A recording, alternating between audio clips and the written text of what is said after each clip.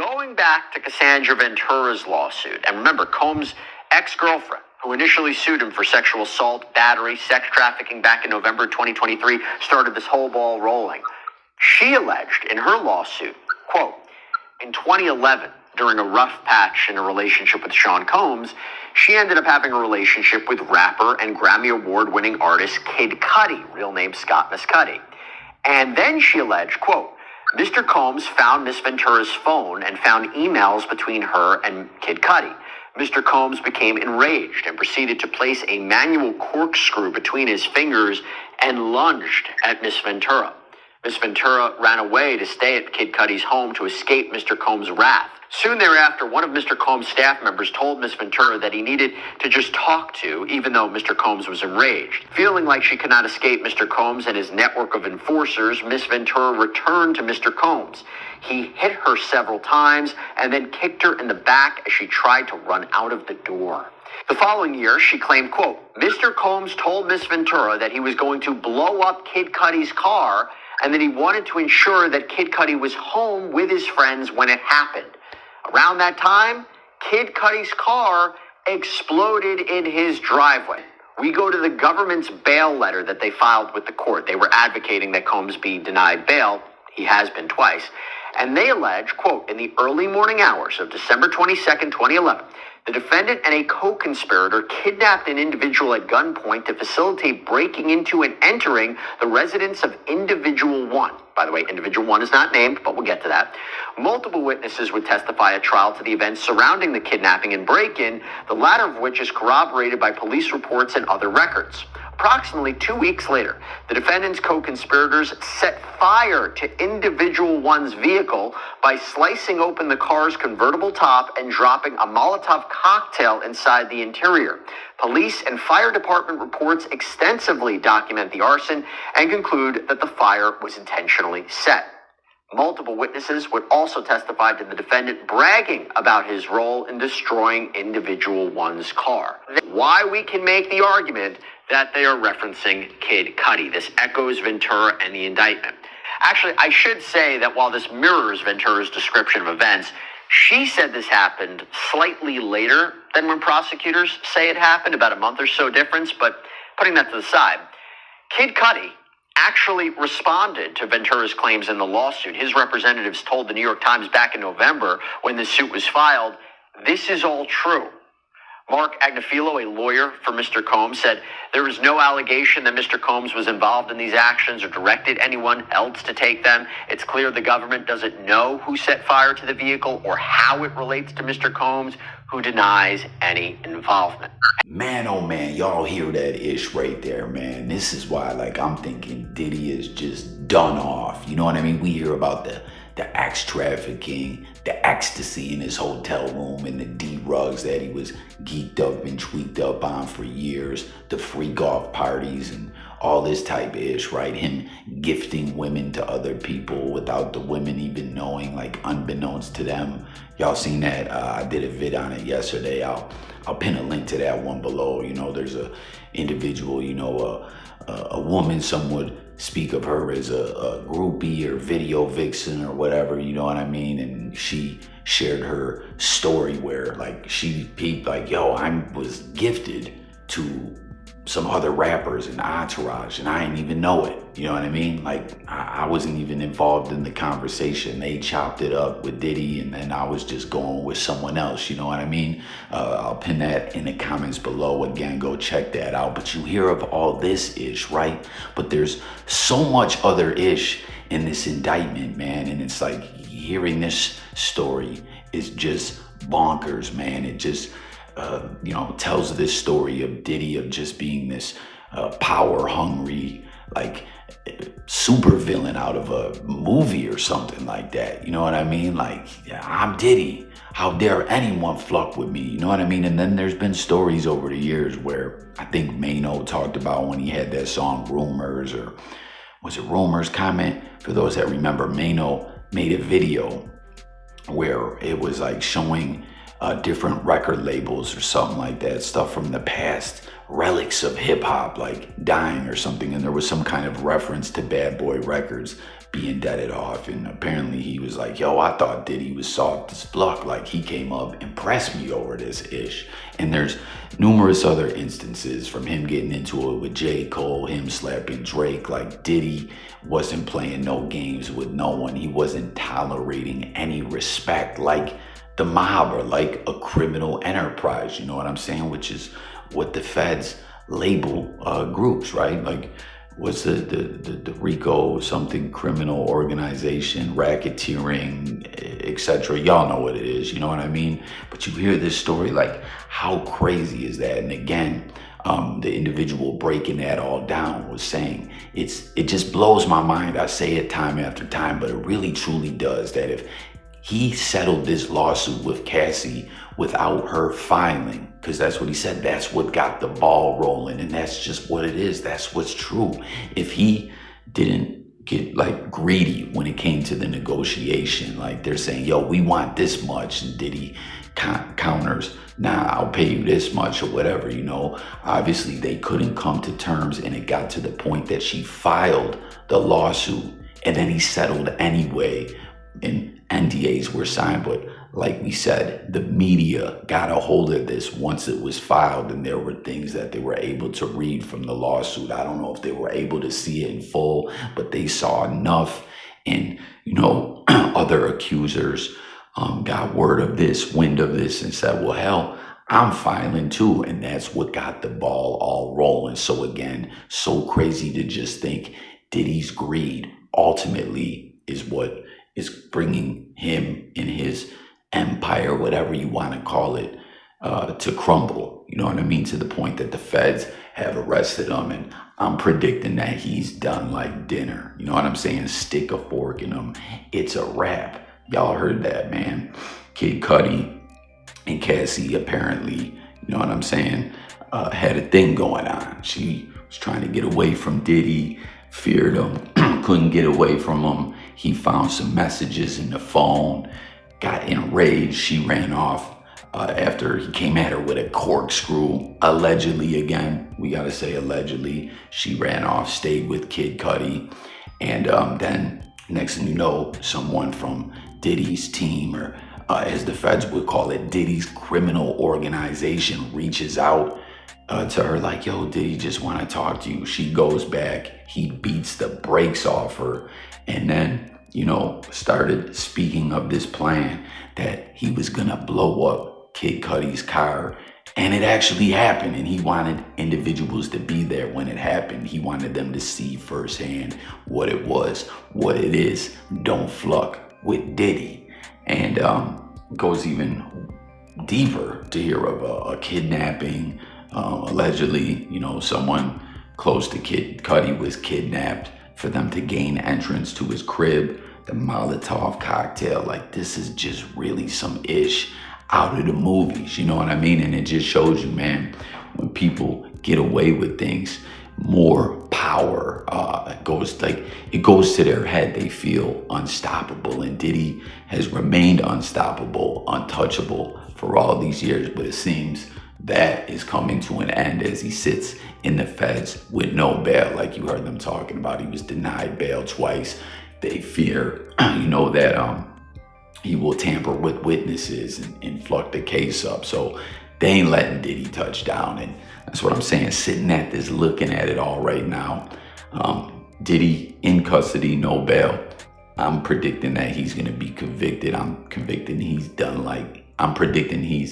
gonna get convicted, that he's done like dinner. And think about it, he's not gonna touch down as a free man from federal custody for a long time, is my opinion, my prediction. Once again, let me know yours and your thoughts in the comments below. But then on top of it all, we hear that Kid Cudi, yeah, I mean, he's got to be individual one, so he's cooperating with the feds. Will he get labeled a snitch and all that? I mean, we've been over this whole talk numerous times. I'll tell y'all all the time, Jay Coffee talks a square, a nerd, you know what I'm saying? I'll go to the police. I got no qualms with it. I ain't got to prove I'm a tough guy, you know what I'm saying? I'm telling, and apparently so is Kid Cudi. Well, like he'd be labeled a snitch and looked at as a rat and ostracized within the hip hop world. I don't know. I got a feeling, not really. I don't think that anyone looks at Kid Cudi as like this tough guy. You know what I'm saying? Like he's a dude that was kissing dudes in movies, and then it was a deleted scene. Can y'all believe that? This man did that movie, I forget what it's called, where he had to tongue kiss another man, and then they said, yo, that's gonna get lost on the cutter room floor. That's a deleted scene. So they had this man tongue kiss a man, pause, to not even put it in the movie. That's wild, man. Share your thoughts. Let me know what you think about all this ish. But also, I wanted to go over a little bit with y'all some of Diddy's incidents and run-ins with the law over the years, a timeline, if you will. This is just fucking nuts. Yo, didn't they say too, allegedly he held Wale over a railing? Because of some ish. Was that with Cassie as well? Was she fucking around with Wale? I don't know, man. Diddy wasn't playing no games. They said he did what Suge Knight allegedly did to Vanilla Ice. But I don't know. Mob James was saying that story got exaggerated over the years. And then it's so wild too. There's footage of Suge Knight and Vanilla Ice chilling later on. But hey, whatever he did or didn't do, Vanilla Ice signed those papers, man, under duress. But nonetheless, he signed them. But check it out. Here's that timeline I was talking about. August 97, Rolling Stone claimed Diddy capitalized on the death of Biggie, alleging that Diddy wanted himself on the cover of the magazine instead of Biggie in order to promote his debut album, No Way Out. Yo, everything aside, I gotta say, man, No Way Out, fire project. You know what I mean? Does it hit different now when you know all of this is of Diddy? Is that like, you know what I'm saying? Like, I'm a huge fan of R. Kelly, but it's like, it's hard to listen to his music sometimes nowadays, you know? I still will at times, you know what I mean? But artistically, when you know what these individuals like, I don't know, do you look at this as different or what? And do you think that that's true, that he did capitalize off Biggie's death? I mean, this is factual from what I've seen. You know, there's quite a few people at Rolling Stone that was talking about that when they did this piece, you know, he was like, yo, I want to be on the cover. Fuck Biggie, R.I.P. And I'm R.I.P. to Biggs. He's a legend and all that. You know what I'm saying? But I'm saying that's what they were saying. Diddy was adamant about it. Like, yo, fuck that. Like, Big is dead and gone. R.I.P. will always love Big Papa. But I'm getting on that album cover. It's time for me to shine. You know, P. Diddy and the fam, who you know do it better. Then, December 99, the club shooting that landed Moses Shine Barrow in jail. Shine and Diddy both faced charges, but Diddy was acquitted despite authorities claiming they found weapons in his vehicle. So I think Diddy only got hit with a gun case, or was he actually charged in the shooting as well? I don't know, but y'all know the way it went. Y'all heard it right there. He beat the case. Shine convicted, did his 9 years flat. The attorneys fought like a motherfucker because the laws changed while he was in custody, where if you got a flat bid, you didn't come home without parole, right? When he got sentenced, it changed to where if you got hit with a flat bid, which was common in New York State on a gun case, you came home to post-release supervision time, which is basically like the same amount typically that you did. So it would have been like 9 years on paper. His attorneys fought it all and got him to come home with no paper. But plot twist, as soon as Shine stepped out of them gates, a free man from his 9-year prison sentence, ICE snatched him up. Immigration, you know, as when Shine was arrested, he was not a U.S. citizen. He had a green card, but he wasn't a citizen, and he was deported to Belize, where he's remained ever since, you know. And it was wild too. I saw Shine speaking out about Diddy the other day.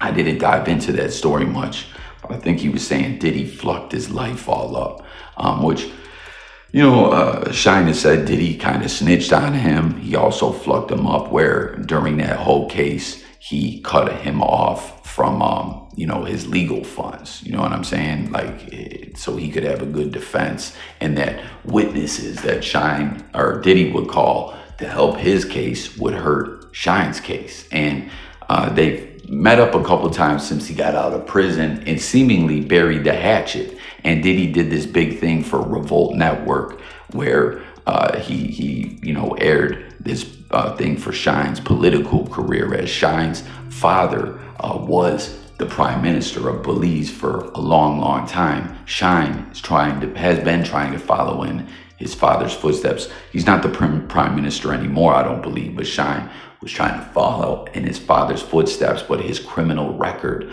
flux it up. So he has this this movement, the opposition, and he's the leader of the opposition, and they're trying to push initiatives to change those rules so that you can get in office and he can, lead the country of Belize and be a prime minister just like his father was. I don't know if he'll be successful in that battle that he's on, and he goes and speaks to the youth of gun violence and gangs and running the streets and not to go down the road that he did. But Diddy did this big thing for Revolt Network, on his platform, a collaboration with Shine, pushing out Shine's political message. So I guess he squashed it with Diddy, but now, all things considered, looking back, he looks at it like fuck Diddy once again. I don't know, comment if y'all saw that whole story.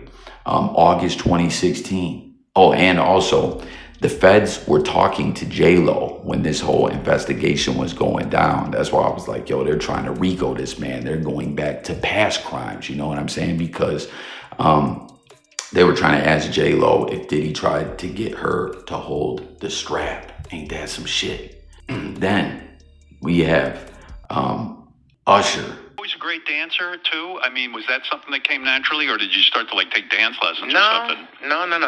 There's not as much exposure as there is nowadays. Nowadays, you can you can click on something online and learn choreography there.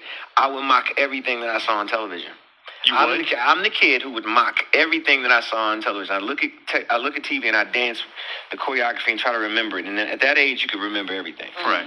So I'd look at it one time and I'd get it. But we didn't have computers. And when you say you mocked it, you would watch TV and mock and say, I could do better than this. Yes, I would try to do as good as. Right. You have Michael Jackson, you have Bobby Brown, you have performers that, just... So made it more so than no just lessons. Singing. You just lessons. The lesson was TV. No. But the Usher, was TV. Do you go to L.A. Reid's office to audition? Like, does he say, "Let me hear you sing something"? I go in his office and I put on the song that I sing every time, which is Boyz II Men's "End of the Road." I go in, I start singing the song. He's like, "Wait a minute. Is it okay if I bring somebody in the room so that you can have an audience?" I said, "Sure, no problem." Wow, he brings a room full of girls. Interns who happened to be in the building at the time. And that was intentional to see if you had sex appeal, right? He wanted to see if I would get nervous. Right. Yes. And of course, the rest is history. I won. Yeah, you won. But he says to you, listen, we got to take you. This is his plan now. We're sending you over to something called Puffy Flavor Camp. There you go. To learn Flavor Camp. Yeah, that's what it was called. And you're going to go to Puff Daddy's. In the 90s. Do you understand what that's like? Yes. I mean, Biggie Smalls was there. Biggie Smalls was there. Lil' Kim, Craig Mack. All these people are hanging around. Yeah, man. Faith Evans. And your parents were Mary okay? J. Blige. They didn't know nothing about this shit. Oh. I was having a good time. You know what I mean? Were you the only kid? And I didn't really understand how incredible that was to be a part of that era of music and be around those people. You know what I mean? Were you the only kid at the Puffy camp or the Puffy Flavor camp? Were you the youngest kid there? Like all these other people, like Biggie Smalls was around this and that. These are grown men. Yeah. You're the only one. Biggie wasn't there. I lived with Puff. Big was a part of. He was an artist. Right. But no, I was the only kid there. Yeah, I was 15 years old. And when you see sexuality going down, all these hot chicks and all this stuff, so in a way, it's intimidating, right? You're too young for that. They weren't there for me. Right. And you understood that. Howard, they were not my chicks. But I did recognize that, one day this could be my lifestyle. Isn't that bad, though? Because, in a way, you're a young kid, you're focused on music. Screw the lifestyle at that point. Well, I didn't know that it was a lifestyle, by the way, at the time. I just thought this is really Couldn't have corrupted you, though? This is what it means to be an adult? Yeah. Is that what you think? I mean, it could have this really is what made it means to be a star. Like, this is what your lifestyle looks like. I mean... And by the way, I never quite experienced anything like that. It's like you going from place to place. I mean, we were flying all over the place. It wasn't just New York City. We'd go to Los Angeles. We go to Miami. It's crazy. Did It was Puffy crazy. have any rules? Like, because you were 14 years old, did Puffy chastise you at any point? Like, hey, you got to go to bed or something? I mean, or was it just like you were like Yeah, a one little man on your own? I was like the little brother. They called me Baby Boo, and I was the little brother. Everybody looked out for me, you know. And I think that to some extent it was to his benefit to keep me around because I was helping. You know, it's kind of like a Rob Peter to pay Paul type thing when you build an artist. But you know, he wasn't disciplinary. No, he was letting me be a young man. You know what I mean? And are you going to school during this time? Yeah, I had a tutor. You had a tutor. You're living at Puffy's. You're living the dream. Mm-hmm. He's your mentor. He's going to produce your first album. He did. Yeah. Yeah, and he's going to mentor you and show you the life. Can you stay up till 4 a.m. with them and party? I mean, I could. I actually stayed up longer than them. And what kind, do you have money? What's going on? I mean, I had like per diem. You know, I had like, you know, What like a a living. life. I heard that reflecting on his time at Diddy's house when he was 13 and 14 years old, there were very curious things taking place. Usher recalled on the Howard Stern show. Sounds pretty weird. I ain't even going to speak much more about that, but that's very bizarre. And, you know, there's similar allegations with Bieber. Why would you have a young child around that ish? And then, of course, November 2023, Cassie filed a lawsuit against Diddy that was filled with haunting allegations. And we know that's where we're at now, man. It says the lawsuit unraveled a plethora of allegations of abuse throughout their 11-year relationship. So, again, that's what got the ball rolling. And it's just so wild retrospectively to look at all this and be like, damn, if Diddy didn't play hardball negotiating with her on the settlement, none of this may have been happening. Ain't that something, man? So there y'all have it. Hit the comments. The latest update with Kid Cudi. Kid Cudi working with the feds, it seems. It's been confirmed. Not officially, but I mean, come on, we can read between the lines. Y'all know what time it is. And, you know, the timeline of Diddy, you know, over the years. This empire, this criminal organization, as the feds would call it, seemingly crumbling. And Diddy's greed is what seemingly did it all. I wonder how we got away with it for so many years. We've seen so many rappers or people within the hip hop world like Suge Knight, what's his name? Jay Prince. The feds always trying to go after them. Irv Gotti, Murder Inc. They survived and, you know, won their battle with the feds, but it fucked them up financially and froze all their accounts and assets, and the label went under. And it was right at the same time that, you know, 50 Cent was on his rise to fame. You know what I mean? All these different rappers, though, that was terrible timing for Murder Inc. though, right at the same time. You feel me on that? But how did all these rappers always were targeted by the feds, but Diddy wasn't until now? It's odd. Why? Was he protected? Was he cooperating in some way? Like, I don't think so, but it's just odd, you know, because the feds ban on a lot of these rappers. Like, let's not act like we don't know what it is, right? Why did Diddy, you know, run free, run wild all this time and get away with all this ish? Comment, let me know your thoughts. Subscribe is coffee. I'll catch y'all on the next one. But for real, like I said, I think Diddy is done off. There's so much in this indictment. It's bonkers, man.